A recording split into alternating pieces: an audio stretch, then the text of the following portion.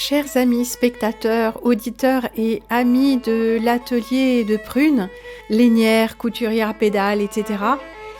Eh bien, une petite suite au numéro d'hier, parce qu'entre-temps, eh bien, j'ai travaillé, et même je n'avais pas eu le temps de vous présenter les 2 derniers articles que j'avais fignolés hier, parce que les photos n'étaient pas bonnes, ou même j'avais pas de photos. Donc on va les regarder, mais avant, une petite annonce à l'attention des personnes qui ont commandé quelque chose et ne l'ont pas encore reçu. Nous nous retrouvons après cette page bulletin.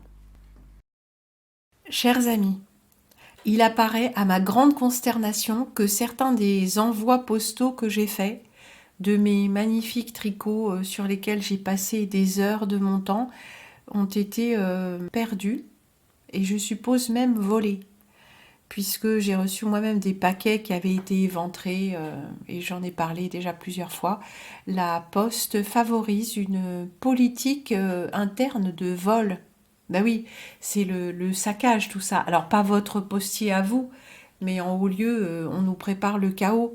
Ben, comme ça vous engage à prendre des assurances sur la valeur marchande des paquets, alors que voilà, la Poste, ça a toujours été quelque chose de fiable, avec des gens bien qui y travaillaient. Qui travaillent dans les centres de tri? On aimerait bien le savoir. Des vacataires, des gens sans moralité. Et aussi, peut-être on veut nous faire pousser les humains vers la sortie parce que les humains sont immoraux et les machines, elles, ne voleront pas nos paquets. Vous voyez, tout ça est très retors. En attendant, il y a au moins 3 d'entre vous qui attendent toujours leur colis que j'ai envoyé il y a longtemps. Et vous ne m'aviez pas dit que vous n'aviez rien reçu. Et comme moi j'ai envoyé même certains paquets avant même de recevoir votre paiement, parce que des fois je fais comme ça, et puis surtout les gens que je connais, au moins un peu, et puis voilà, c'est à la confiance, hein.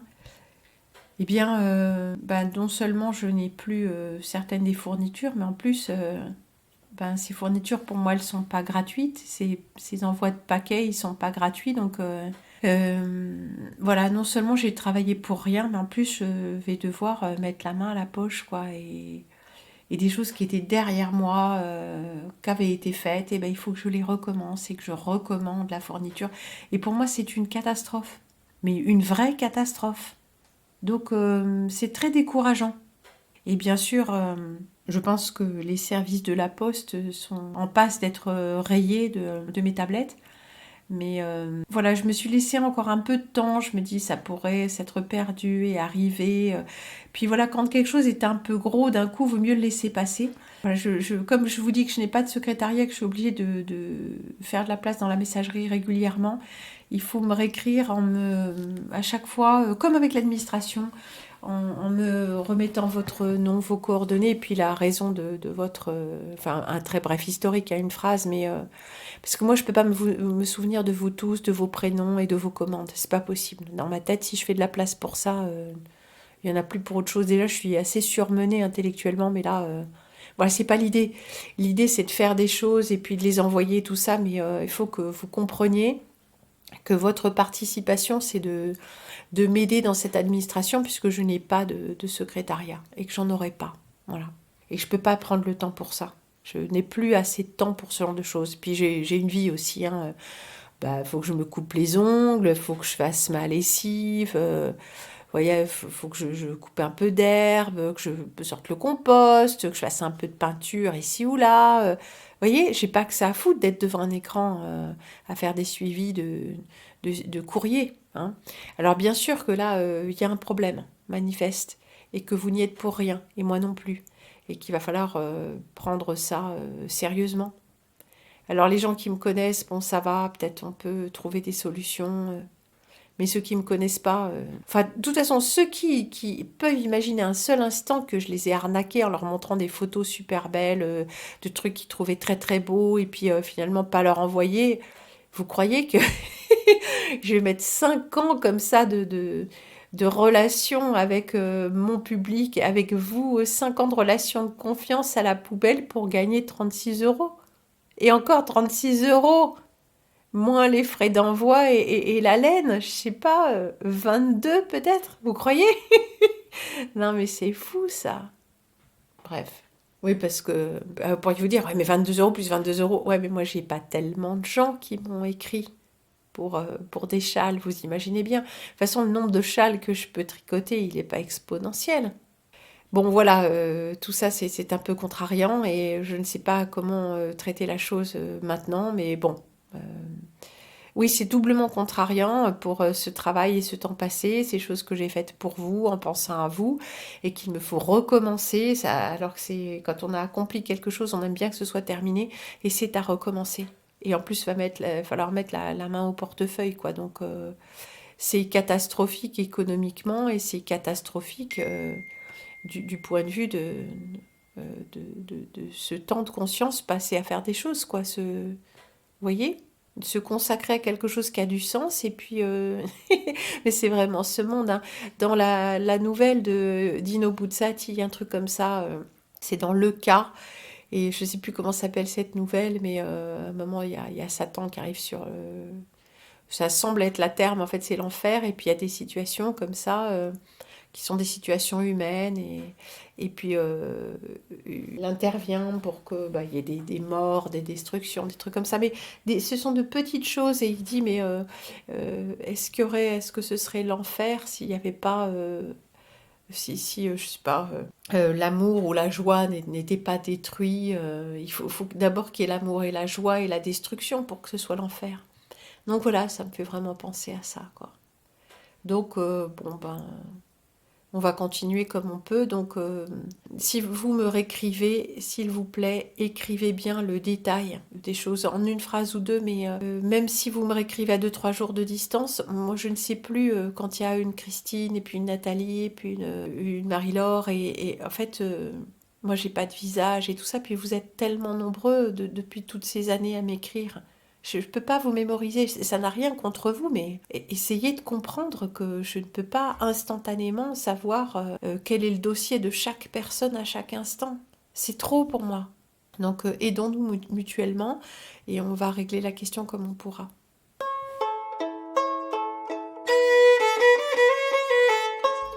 Et oui, aujourd'hui il faisait à nouveau froid et j'ai installé mon petit atelier.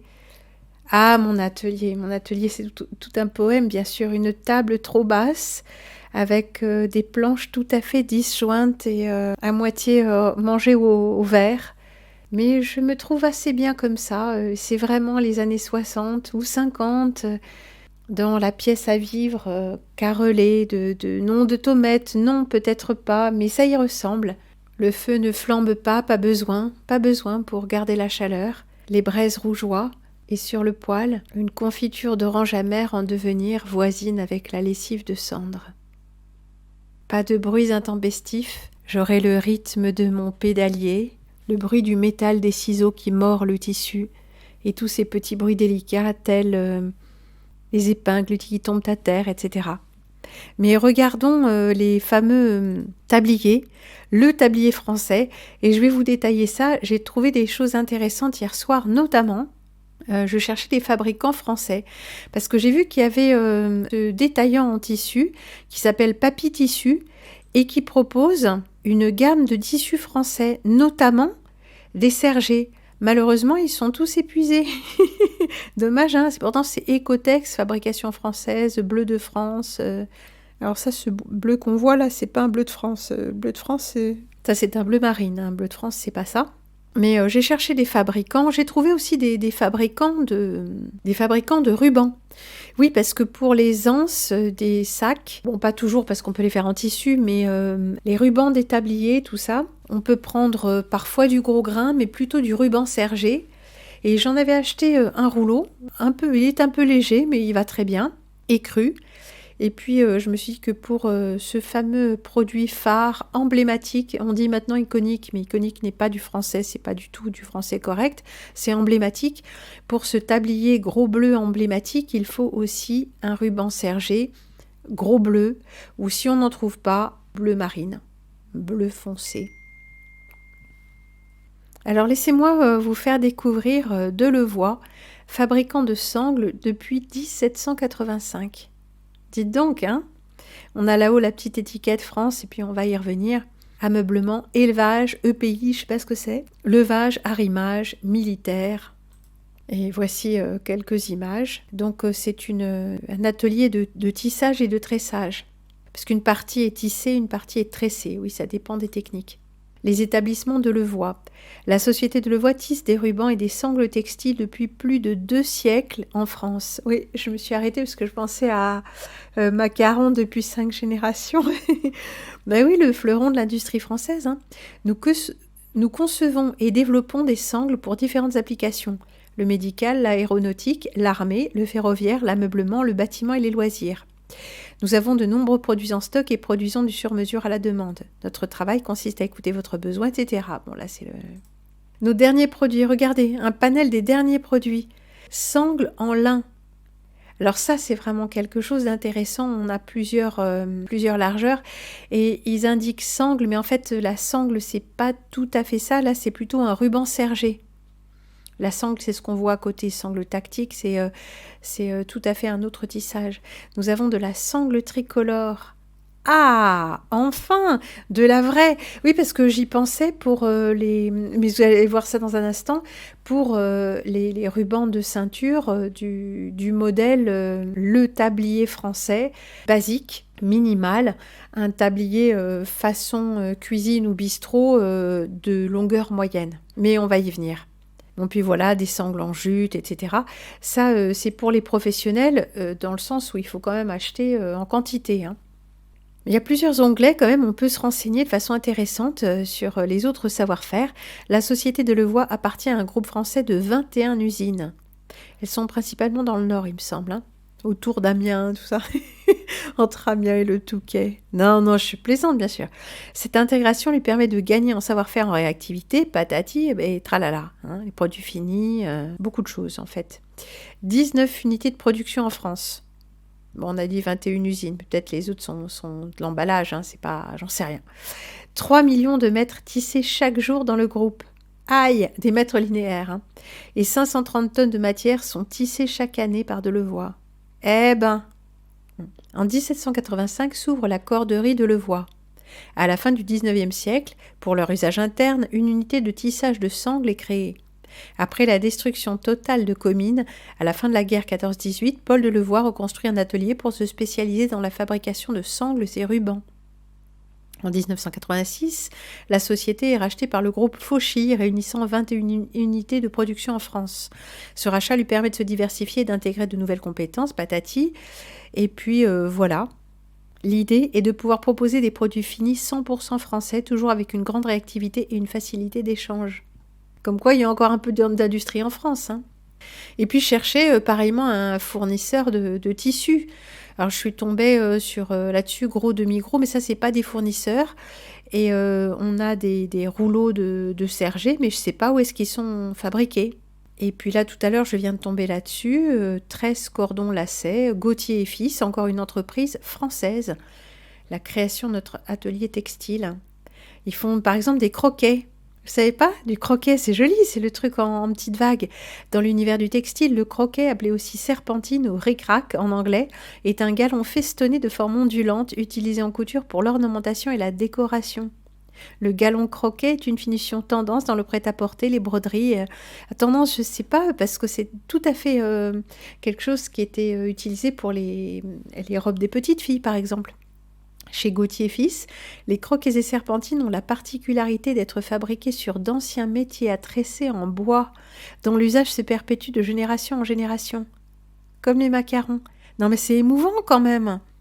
Nous proposons une vaste gamme de coloris ainsi que des croquets tressés en lurex d'aspect métallique. Bon, bref. À partir de 200 mètres. Ça alors, prêt à faire des vagues? C'est émouvant quand même. Enfin qu'on cherche un petit peu plus tout ça, hein. Alors Gauthier et Fils, ils font beaucoup de choses, hein, notamment le ruban sergé dont je me sers, moi, le ruban gros grain, le fameux, les rubans satin, la sangle en lin, très belle, le ruban tricolore qu'on vient de voir aussi, donc, et des rubans élastiques qui sont très diversifiés. Et là, leur ruban tricolore, à la différence de Levoix, eh ben, on peut l'avoir en plusieurs largeurs, il me semble.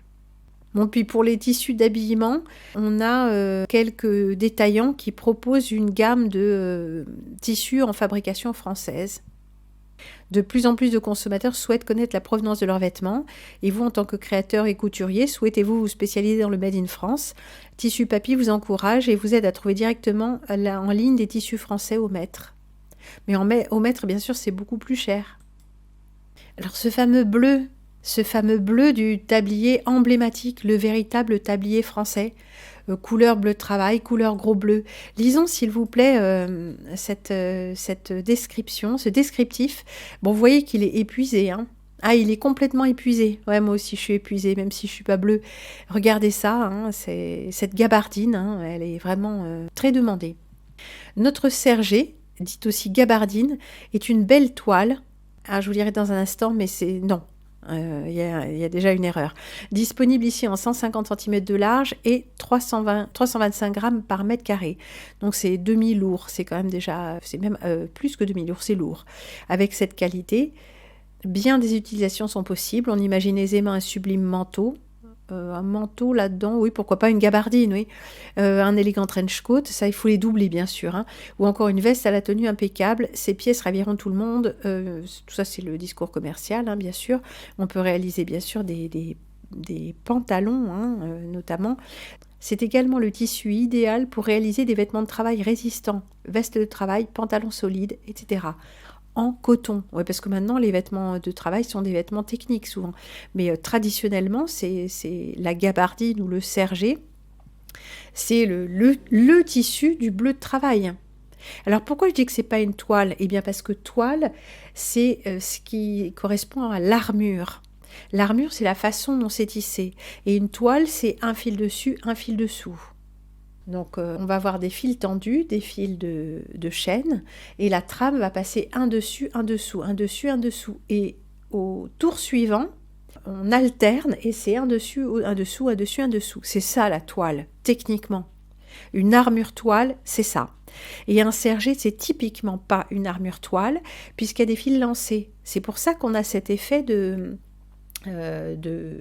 comment dit-on, de diagonale. Voilà, elle va y arriver. Et on peut même avoir, si on s'est alterné ces effets, on peut avoir des effets de chevron. Ça s'appellera du chevron plus que du sergé. Mais le chevron est un sergé. Donc par exemple, on a toujours ces fils de chaîne qui sont tendus là, et on va avoir notre fil de trame qui fait 4 fils au-dessus, un fil dessous, 4 fils au-dessus, un fil dessous, 4 fils au-dessus, un fil dessous. Vous arrivez à visualiser. Et au tour suivant, on décale d'un, mais on a toujours 4 fils dessus, un fil dessous, 4 fils dessus, un fil dessous. Vous voyez? Le jean, typiquement, c'est ça. Alors, je ne sais pas si c'est 4, hein, c'est pour donner une idée, mais c'est ça le sergé. Donc, le sergé n'est pas une toile. Mais continuons, l'avantage de notre gabardine de coton est qu'elle est faite d'une armure plus solide qu'une toile de coton classique. Oui, c'est plus... là, pour le coup, on ne sait pas s'il faut prendre toile au pied de la lettre ou pas, hein. Il faut le prendre comme tissu ou armure toile. Elle sera donc plus résistante et sa durée de vie sera plus longue. C'est connu hein, que c'est plus costaud, le sergé. À noter que la gabardine de coton a deux sens, un sens classique et un sens sergé, qui donne son nom à ce tissu. Il est identifiable par ses très fines stries obliques, tissées dans le tissu. Oui, on pourrait rêver mieux comme rédaction, mais on arrive à comprendre. Bien que le nom gabardine vient du nom du vêtement réalisé avec ce tissu, l'habillement n'est pas la seule destination ou la seule utilisation de ce tissu. L'ameublement est également tout à fait possible, oui parce que c'est solide en fait, et ça a beaucoup de tombées. Donc si on veut des rideaux vraiment avec un tombé très raide, c'est pas mal. Ici nous avons le bleu roi uni, l'authentique couleur des bleus de travail. Alors commençons s'il vous plaît par le fameux tablier bleu.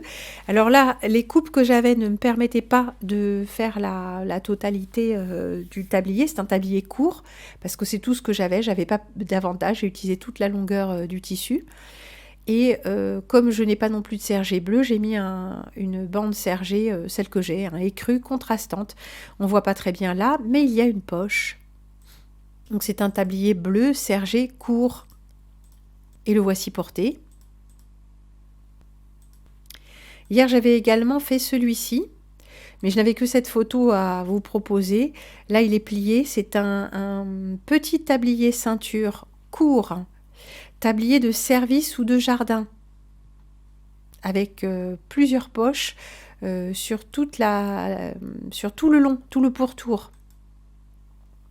On a des poches larges, sauf deux demi-poches sur le côté là, sur le côté droit, d'où on voit dépasser ce petit sécateur.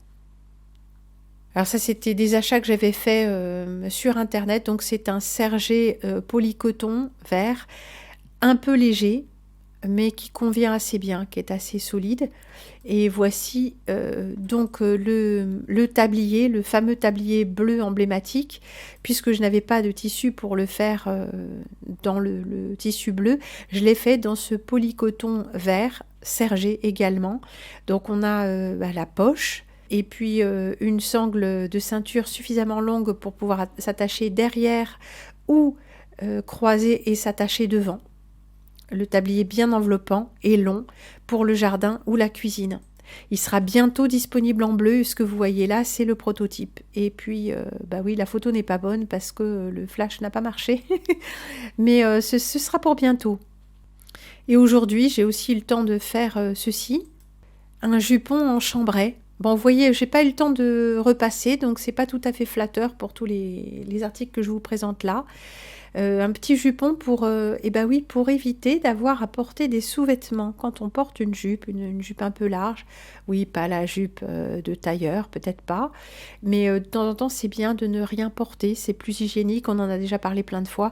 Et aujourd'hui, ça m'a pris comme ça, j'ai réalisé ce petit jupon avec une taille élastiquée, mais j'ai fait la taille assez large pour que ça ne me serre pas. Et voilà ce que c'est que du chambray, hein. C'est une toile avec des fils tissés et non pas teints. Il y a toutes les couleurs possibles, hein, en tout cas chez mon fournisseur. Très belle qualité. Et voici porté, alors on voit le pan de ma chemise, la doublure de ma jupe, ça se porte sous la jupe. C'est un jupon. Puis là on le voit pas, mais je l'ai.